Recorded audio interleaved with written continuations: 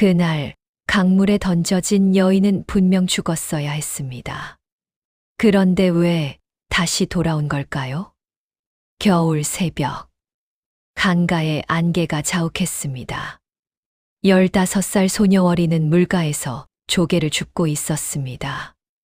입을 열지 못하는 벙어리. 부모 없이 강가 움막에서 혼자 살았습니다. 조개 껍데기로 놀이개를 만들어 장터에 팔았습니다. 그게 전부였습니다. 그날도 어리는 물가를 더듬었습니다. 갈대숲 너머에서 무언가 보였습니다. 사람. 40대쯤 되어 보이는 여인이 갈대에 걸린 채 쓰러져 있었습니다. 온몸은 젖어 있었고 손목과 발목에는 밧줄 자국이 선명했습니다. 워리는 다가가 여인의 몸을 흔들었습니다. 차갑고 축축했지만 미약하게 숨이 붙어 있었습니다. 워리는 소리를 낼 수 없었습니다. 여인을 끌어 자신의 오두막으로 데려갔습니다. 초라한 움막. 지붕은 세고 벽은 갈라져 있었지만 강바람보다는 나았습니다. 워리는 여인의 젖은 옷을 벗기고 자신이 입던 낡은 적삼을 덮어 주었습니다. 아궁이에 불을 피웠습니다. 조개를 삶아 국물을 내렸습니다. 여인의 입술에 조금씩 흘려 넣었습니다. 여인은 눈을 뜨지 못했습니다. 사흘이 지났습니다. 여인이 눈을 떴습니다. 낯선 천장, 낯선 냄새. 여기가 어디죠? 워리는 대답할 수 없었습니다. 물그릇을 들어 여인의 입에 갖다 댔습니다. 여인은 천천히 물을 마셨습니다. 워리를 바라보았습니다. 당신이 날 구한 건가요? 워리는 고개를 끄덕였습니다. 여인은 자신의 손목을 내려다 보았습니다. 밧줄 자국이 시퍼렇게 멍들어 있었습니다. 누가? 날. 여인의 목소리가 떨렸습니다. 밤중에 들이닥친 사내들. 끌려간 강가. 차가운 물속으로 던져진 순간. 기억이 돌아왔습니다. 여인은 입술을 깨물었습니다. 감사합니다. 워리는 아무 말도 하지 않았습니다. 할 수 없었습니다. 여인은 그제야 알아챘습니다. 혹시 말을 못 하시나요? 워리는 고개를 끄덕였습니다. 여인의 눈에 눈물이 고였습니다. 그럼 당신도 나처럼. 여인은 더 이상 말하지 않았습니다. 며칠이 지나자 여인은 조금씩 기력을 회복했습니다. 어느 날 저녁, 내 이름은 서린이에요. 워리는 조개 껍데기를 닦으며 고개를 들었습니다. 나는 음산고을 김진사 댁의 첩이었어요. 서린의 목소리는 담담했습니다. 진사 나으리는 나를 아꼈어요. 본처보다 더 아꼈지요. 그게 문제였어요. 서린은 창밖을 바라보았습니다. 본처 마님은 날 미워했어요. 나는 진사 댁의 장부를 관리했어요. 본처 마님이 몰래 재산을 빼돌리는 걸 알게 됐지요. 서린의 손이 떨렸습니다. 그래서 그날 밤 하인들이 날 묶어서 강에 던졌어요. 워리는 서린의 손을 꼭 잡았습니다. 이젠 돌아갈 곳이 없어요. 워리는 고개를 저었습니다. 자신의 가슴을 가리키고 서린을 가리켰습니다. 서린은 그 의미를 알아챘습니다. 고마워요. 두 사람은 함께 살기 시작했습니다. 워리는 조개 껍데기 3공을, 서린은 바느질을 했습니다. 서린의 손재주는 뛰어났습니다. 바늘질이 정교했습니다. 술을 놓는 솜씨가 예사롭지 않았습니다. 옛날엔 양반집 교수들 치마를 지었어요. 서린이 술을 놓으며 말했습니다. 월이는 환하게 웃었습니다. 장터에 나가면 사람들이 수군거렸습니다.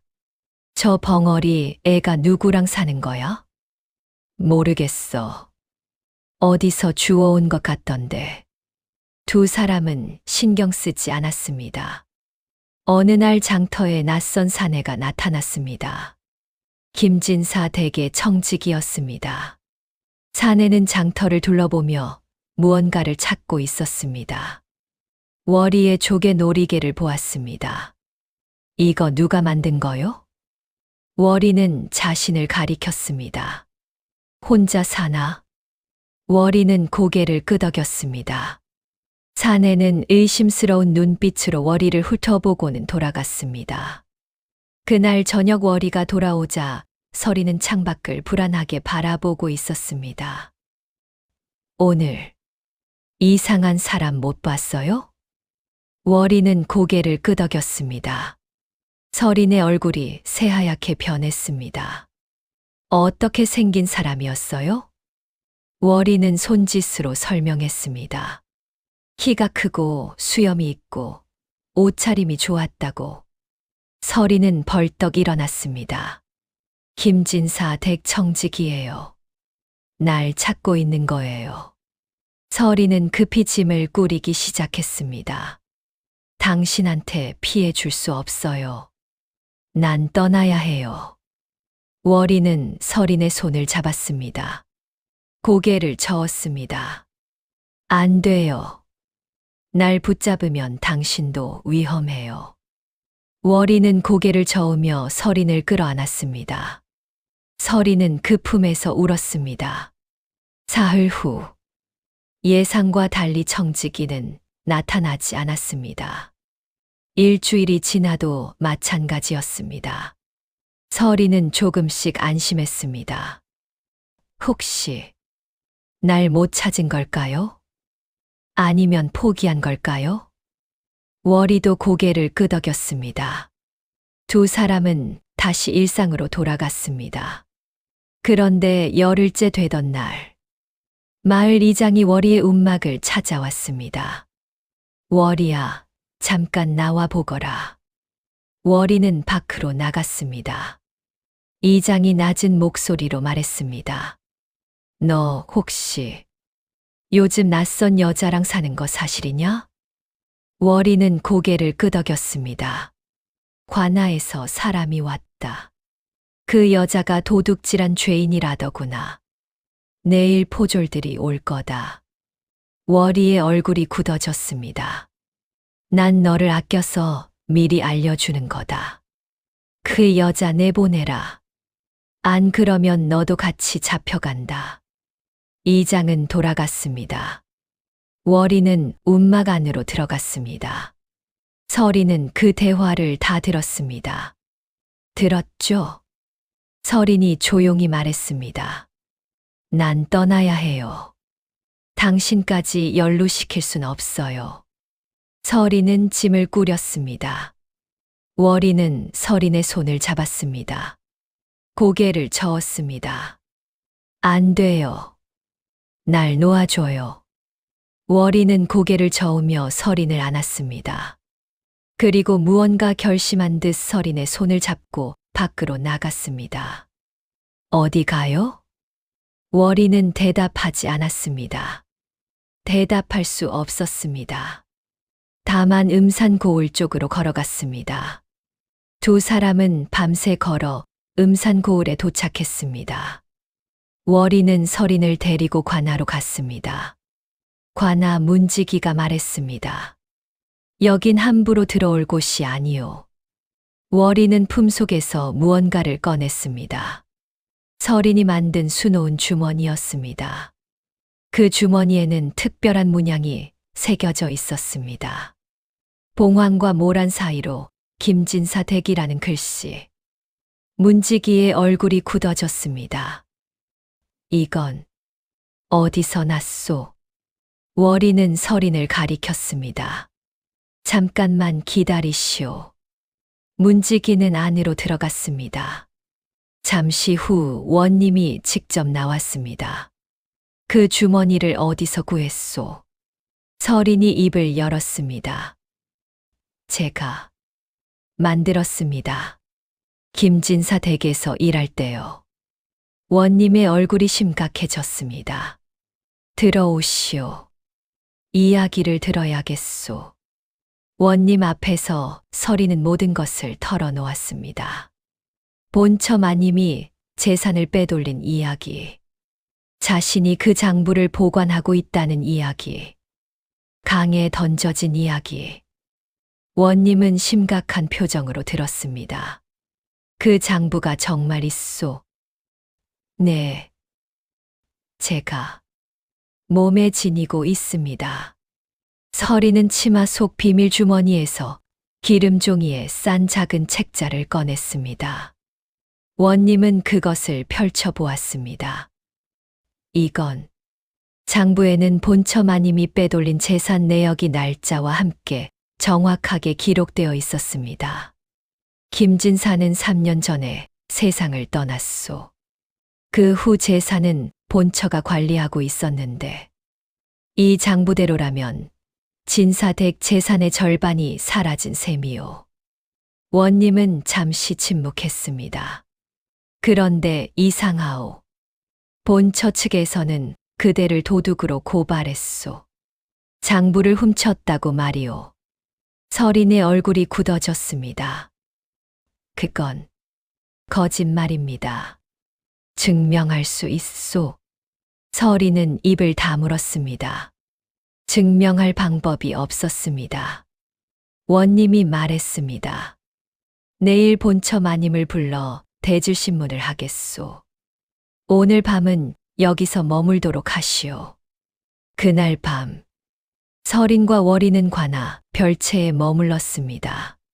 서린은 창밖을 바라보며 말했습니다. 내일 어떻게 될까요? 월이는 대답할 수 없었습니다. 마님은 거짓말을 잘해요. 사람들을 속이는데 능숙하죠. 원님께서 제 말을 믿어주실까요? 월이는 서린의 손을 꼭 잡았습니다. 당신이 없었다면 난 진작에 포기했을 거예요. 서린이 월이를 안았습니다. 다음 날 아침, 본처 마님이 관아에 도착했습니다. 화려한 옷차림에 당당한 걸음걸이. 옆에는 청지기가 함께 있었습니다. 본처 마님은 서린을 보고 냉소를 지었습니다. 저 천한 계집이 감히 나를 모함하다니. 원님이 말했습니다. 마님, 이 장부를 보시겠소. 본처 마님은 장부를 훑어보았습니다. 그리고 태연하게 말했습니다. 이건 제가 쓴 장부가 맞습니다.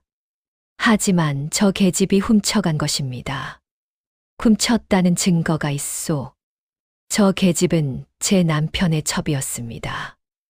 남편이 돌아가시자 재산을 노리고 장부를 훔쳐 달아났습니다. 본처 마님의 목소리는 확신에 차 있었습니다.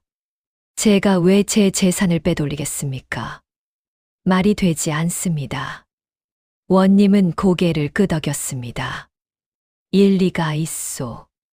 서린의 얼굴이 창백해졌습니다.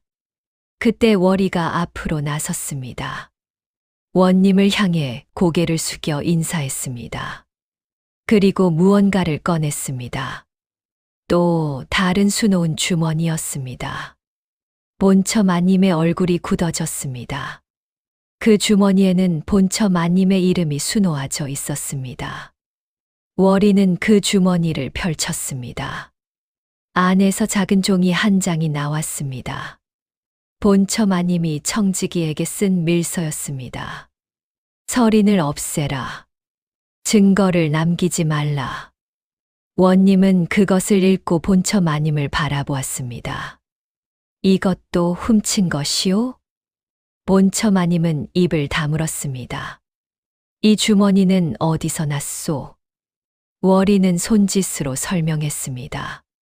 서린이 통역했습니다. 저를 구했을 때 제 치마 속에서 발견했다고 합니다. 저도 몰랐습니다. 원님은 청지기를 바라보았습니다. 그대, 이 밀서에 대해 할 말이 있소. 청지기는 땀을 흘리며 본처 마님을 바라보았습니다. 본처 마님은 고개를 돌렸습니다. 청지기는 무릎을 꿇었습니다. 마님의 명령이었습니다. 본처 마님과 청지기는 관아 마당에 끌려왔습니다. 원님은 판결을 내렸습니다. 그대는 남편의 재산을 빼돌렸고 그 사실을 알게 된 첩을 죽이려 했소. 이는 용서받을 수 없는 죄요. 재산은 모두 몰수하고 그대와 청지기는 유배형에 처하겠소. 재산은 정당한 상속인에게 돌아갔습니다. 김진사의 먼 친척이었습니다. 그 친척은 서린에게 감사의 뜻으로 작은 집과 땅을 주었습니다. 당신이 없었다면 우리 집안 재산은 영영 사라질 뻔했소. 서린은 고개를 숙여 인사했습니다. 서린과 월이는 그 집에서 함께 살기 시작했습니다. 10년이 흘렀습니다. 서린은 바느질 솜씨로 마을에서 유명해졌습니다. 월이는 조개 껍데기 세공을 계속했습니다. 두 사람은 서로에게 기대어 살았습니다. 그러던 어느 봄날, 서린은 갑자기 몸이 좋지 않았습니다. 기침이 멈추지 않고 숨쉬기가 힘들었습니다. 의원은 고개를 저었습니다. 오래 버티기 힘들 것 같습니다. 서린은 마루에 누워 하늘을 바라보았습니다. 월이는 서린의 손을 꼭 잡고 있었습니다. 미안해요. 서린이 나지막이 말했습니다. 당신 덕에 10년을 더 살았어요. 강물에 빠졌을 때 난 이미 죽은 목숨이었는데. 월이는 고개를 저었습니다. 눈물이 뺨을 타고 흘러내렸습니다. 당신은 내게 가족이었어요. 말은 안 통했지만 그 어떤 가족보다 따뜻했어요. 서린은 월이의 손을 쓰다듬었습니다. 당신도 내게 그랬어요. 서린은 천천히 눈을 감았습니다. 고마웠어요. 정말. 서린의 손에서 힘이 빠졌습니다. 월이는 소리 없이 울었습니다. 입을 열 수 없었지만 가슴 속에서 터져 나오는 울음을 멈출 수 없었습니다. 그 후 월이는 혼자 살았습니다. 여전히 조개 껍데기를 줍고 놀이개를 만들었습니다. 서린이 남긴 바느질 도구는 마루 한쪽에 고이 간직되어 있었습니다. 그때 그 선택이 옳았는지 그른지는 아무도 몰랐습니다. 다만 월이는 강가를 지날 때마다 멈춰 서서 물을 바라보곤 했습니다.